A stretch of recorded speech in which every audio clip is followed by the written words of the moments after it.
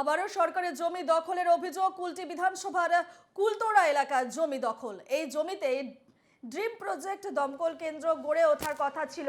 জমি পরিদর্শন হয়েছিল, কিন্তু তারপরে জমি দখল দাবি স্থানীয় বাসিন্দাদের একাংশে। বিষয়টি খতিয়ে দেখার আশ্বাস জেলা ভূমি দপ্তরের। ঘটনা ঘিরে তুঙ্গে রাজনৈতিক চাপানোতর।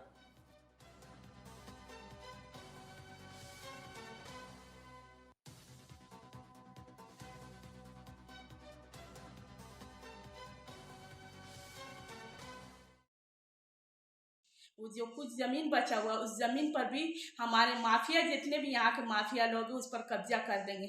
हमारे इस प्रोजेक्ट पे हम अपनी वज़ीर आला मैडम पे खासकर हम अपनी मैडम से रिक्वेस्ट करूँगी कि आपकी इस पहल से मैं हाथ जोड़ से आपसे रिक्वेस्ट करती हूँ मैडम, मेरे इस कुल्टी के प्रोजेक्ट को आगे बढ़ाए, मेरे इस ड्रीम की प्रोजेक्ट को आगे बढ़ाए। कुल्टी वास এই পুরো জমিটা যে দাগটায় বলেছেন তার 30 শতক হচ্ছে সরকারি আছে, তার মধ্যে এই অফিসটিও আছে।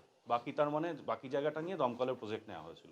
আমরা এটাকে ইমিডিয়েট জেলা দপ্তরের সঙ্গে কথা বলে এটাকে ডিমার্কেট করার ব্যবস্থা করছি। 1 একর 20 শতকের মধ্যে 30 শতক ভেস্টেড আছে এখানে, তার মানে বাকিটা আমাদের ডিমার্কেট করে নিলে আমরা সেটা ব্যবস্থা করে ফেলব। তাহলে কি উনি ভুল অভিযোগ করছেন? উনি আজকেই না, আমরা আবার বলছি, ওনারাও যে কাগজটা দেখিয়েছেন সেটাও আপনারা একবার দেখে নেবেন। সেটা 1 একর 20 শতকের জমি আছে, যার মধ্যে 30 শতক সরকারি জমি আছে, যার মধ্যে এই অফিসটিও আছে।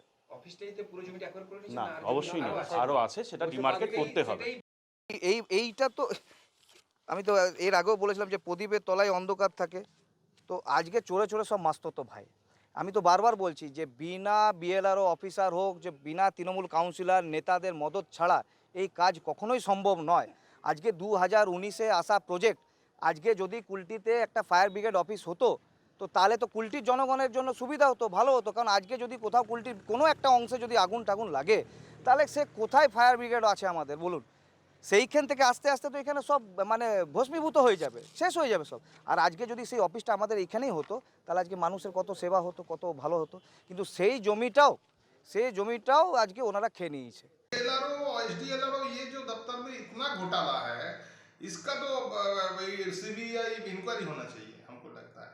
जो उल्टी में जो चीज हुआ है वो तो एक तो छोटा चीज है, एक तो टिप्स ऑफ आइसबर्ग, माने एक तो आपका बंगाली में कहावत है, एक तो क्या बोलता है उसको, हिमोसोइलेट चूड़ा मात्र, थोड़ा सा छोटा। और एक हम देख रहे हैं कुछ भूमि माफिया को कुछ अरेस्ट किया गया, वो सब प्यादा है, सब छोटा छोटा आदमी है।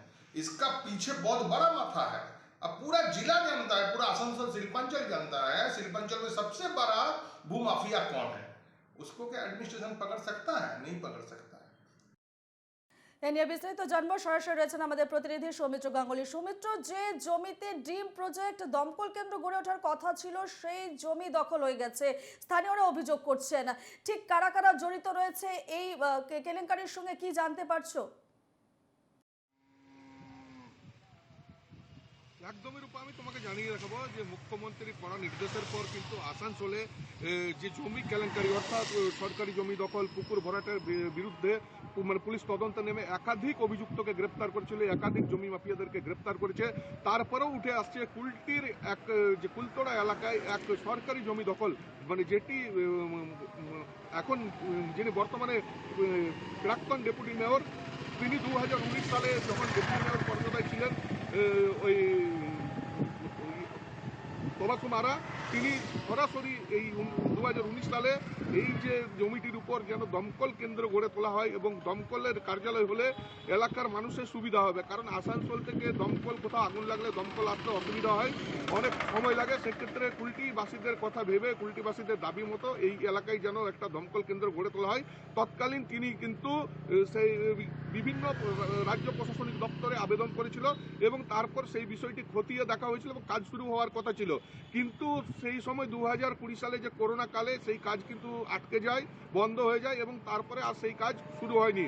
এবং যেটা এখন মানে প্রাক্তন ডেপুটি মেয়র তবাসুম আরা অভিযোগ করছেন যে সেই জমি জমি কিন্তু জমি মাফিয়ারা দখল করে নিয়েছে এবং এখনো যে জমিটি কিছুটা অংশ বেঁচে রয়েছে তাতে যেন রাজ্য সরকারের পক্ষ থেকে এবং মুখ্যমন্ত্রী এবং রাজ্য প্রশাসনকে আবেদন করে যে যেন এই যে কুলটি এলাকার কুলটিবাসীদের যে দাবি ছিল এখানে দমকল কেন্দ্র গড়ে তোলার ব্যাপারটা যেন দেখা হয় এবং এই কাজটি হলে এলাকার মানুষের সুবিধা হবে। একই সাথে যে এই যে অবৈধভাবে যারা জমি দখল করছে বা এই যে সরকারি জমি দখলের কারা জড়িত রয়েছে তাদের বিরুদ্ধে তদন্ত করে আইনানত ব্যবস্থা করার জন্য সেই বিষয়টাও তিনি আবেদন করেছেন। তবে এই নিয়ে শুরু হয়েছে ইতিমধ্যে রাজনৈতিক তরজা। এখন আমরা এই বিষয়ে যিনি বিএলআরওর যিনি রেভিনিউ অফিসার রয়েছেন তার সাথে আমরা কথা বললে তিনি এই যে বিষয়টা খতিয়ে দেখার আশ্বাস দিয়েছেন। ধন্যবাদ সৌমিত্র।